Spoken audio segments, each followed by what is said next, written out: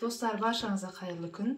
Бүгін мен сіздерге айрансыз, сүтсіз және де жұмыртқасыз дайындалатын құймақтың рецептісін көрсетемін. Өте жұмсақ және дәмді болып шығады. Ол үшін бізге осындай стақанмен, бұл стақанның көлемі 250 грамм, осындай 250 грамммен манканы аламыз, және де осындай стақанмен ұнды аламыз. Бір стақаннан осындай екеу қосамыз. Енді осыған шай қасығымызбен жарты қасық тұз, және де бір ас қасық ашытқы,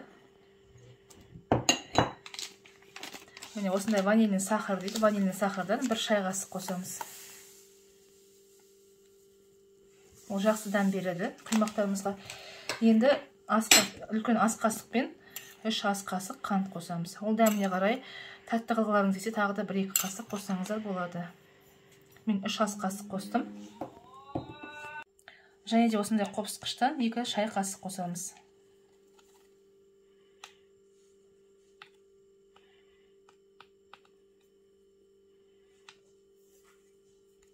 Ал енді осыған осындай 550 грамм жылы су, сумен осы ұнымызға, манкамызға қосып араластырамыз. Тек міндетті түрде жылы су болу керек. Осыны енді қасықпен араластырып аламыз да, ары қарай осындай блендермен жақсылап тұрып 5-6 минут блендермен айналдыру қажет. Достар, міне осындай масса болу керек. Енді осыны блендермен жақсылап тұрып 5-6 минут айналдырамыз.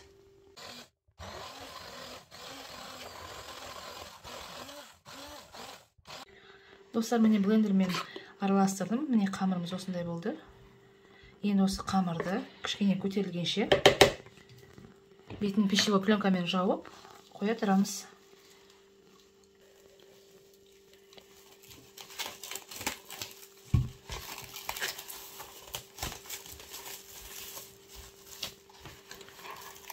Достар, құймақтың қамыры 1 сағат тұрды.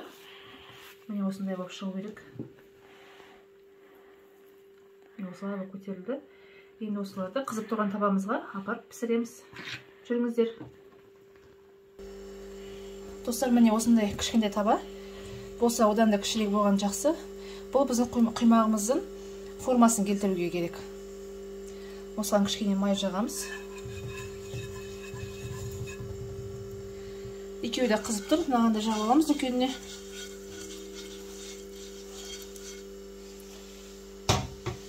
Құймақтарымызды құямыз. Бісміллә.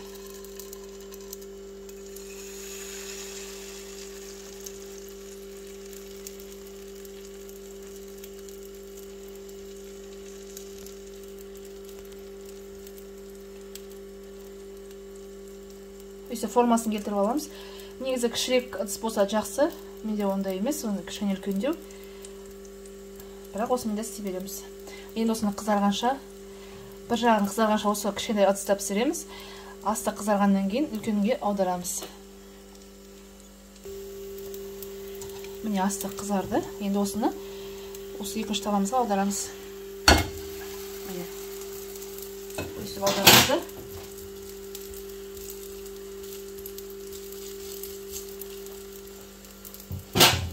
Кішкентай ыдысымызға қайрадан сұйық май жағып, екіншісін құямыз.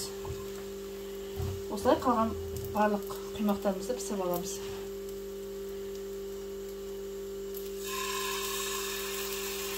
Егер де бұндай кішкентай ыдыстарыңыз болмаса, осындай табаға да пісіруге болады. Тек қана осы формасын өзіңіз келтіріп аласыз.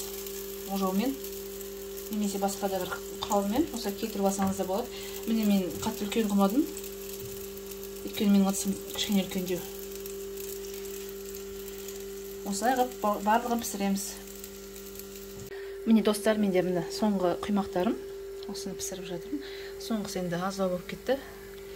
Енді міне осындай көлемде шықты. Осы қамырдан үлкен, міне осындай алақанмен бірдей үлкен құймақтар. Бұдан кішірек қып істесеңіздер де болады. Өздеріңізге ұнағандай істейсіздер. Достар, ең бастысы табамыздың асты қалың болу керек, және де отты орташа отта қойыңыздар. Қатты болып кетпесін. ортасы толығымен пісу керек, сондықтан да жай отқа, орташа отқа қойыңыздар. Міне достар, осындай болып шығады. Өте жұмсақ болып шығады екен. Достар, дайындап көріңіздер. Міне өте жұмсақ. Мен осымен бірнеше дайындап көрдім. Балаларға өте ұнады. Оны сіздерге осылай көрсетейін деп бүгін пісіріп жатырмын. Міне жып жұмсақ болып шығады. Дәмі енді ерекше шығады еткені. Бұған құрамында манка бар.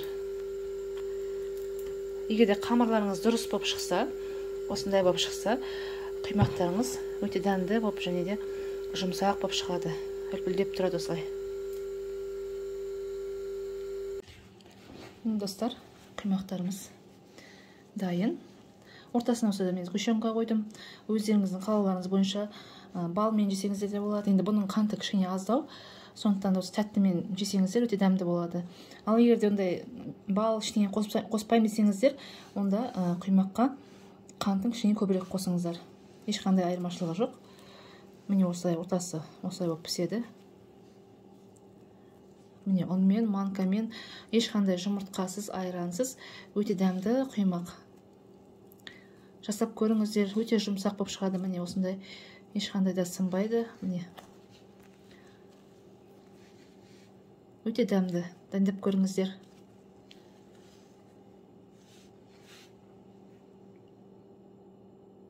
Достар, егер де мені бүгінгі сіздерге жасаған құймағым рецептін жатса, менің каналыма тіркеліп, лайк басып, комментарий жазуды ұмытпаңыздар.